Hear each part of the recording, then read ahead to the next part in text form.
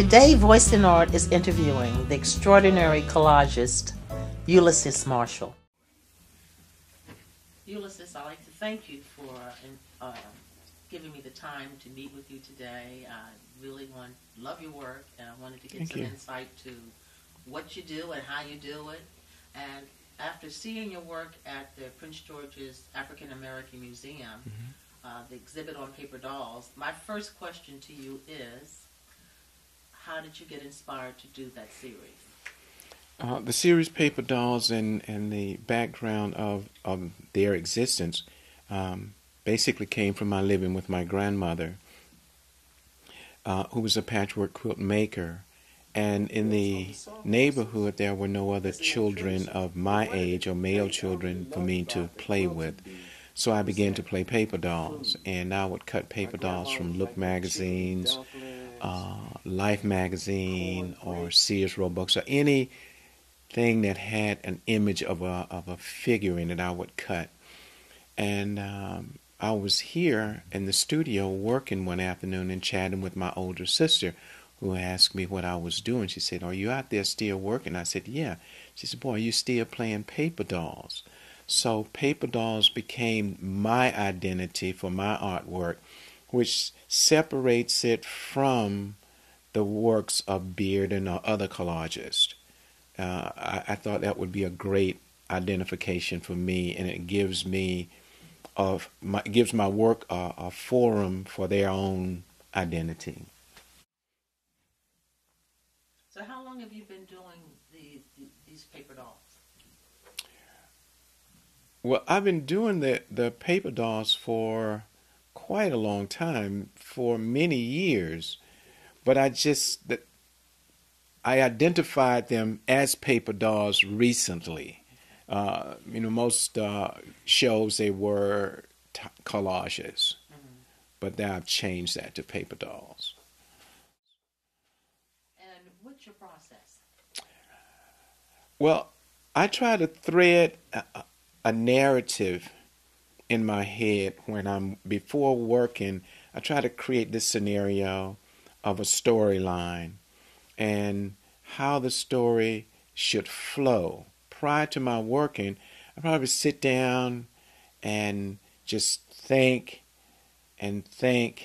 about what the images should look like, what the first image should look like. And once I get a picture of the first image, that begins the beginning of the narrative for me. And then I start to create and produce based on the storyline. So most of the storylines are Southern based, simply because my experience is Southern. I grew up and was born in the South. I was born during the segregated South.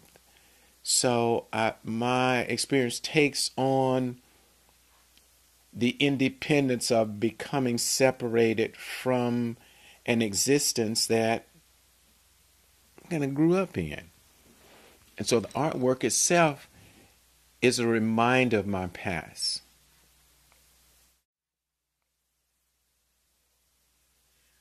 Now, you'll do a series about a particular storyline? I try to do a series. At one point, I used to just paint independent, this painting, this painting, this painting. But I discovered if you do a series of works, it becomes a lot less stressful because you can follow a pattern, you can follow a storyline. So what I've taken is a theory from my grandmother's quilts and how she patterned, how she cut all the patterns. So they were all patterns the same for the completion of the quilt. So now the artwork becomes quilted patterns for artwork. It's a story. It's again, it's that experience of Southern living. On your phone, you reference yourself as artist in exile. Mm-hmm. What do you mean? Well, because I am now beginning to interface with a lot more artists. I'm interfacing with a lot more galleries. I'm getting out so that people get a chance to know who I am. But because I work alone, because I spend, because I'm accustomed to spending time from childhood to present alone. I'm accustomed to self entertainment, accustomed to self creativity. So, exile to me is just a term to give me the space that I create in. It gives me a format of independence. It gives me a format of being able to create in my own imagery. Um, it gives me my self-esteem. It gives me my self-worth. It's kind of it's a shell that is not secure and surrounding, but it anchors me. May I say it like that? It's an anchor for me. So you work every day? Almost, almost every day I work. And working is not just picking up the brush and painting. Working for me is studying the works that I've done. I mean, I can come and sit down and look at works for weeks to see what do I need to do, what have I done on this work, where am I going to go on the next work. And the work, in essence, pushes me um, to another height, to a different distance. It allows me to experiment, to take chances. Um, it allows me a freedom to create. So I'm not afraid. I guess that's what I'm saying. I'm not afraid to move the artwork to a different plane because I work every day in my head with it.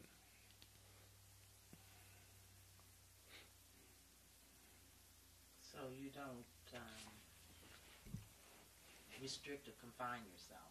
No, not at all. I mean, It shows in your work too. yeah, I just there's this, my theory is that my grandmom is always with me. Every time I pick up a paintbrush, my grandmom is with me. And her memories of how she did things allows for freedom. Like, I don't select when I go into the studio, I'm going to use red, I'm going to use blue, I'm going to use yellow. I have to put it here, there. I simply look at when she was making her quilts, she just put her hands in the pile, picked up some scrap, cut them, put them together. And that has been my focus. I try to keep focus in terms of what I learned from her. I try to keep that as a formula.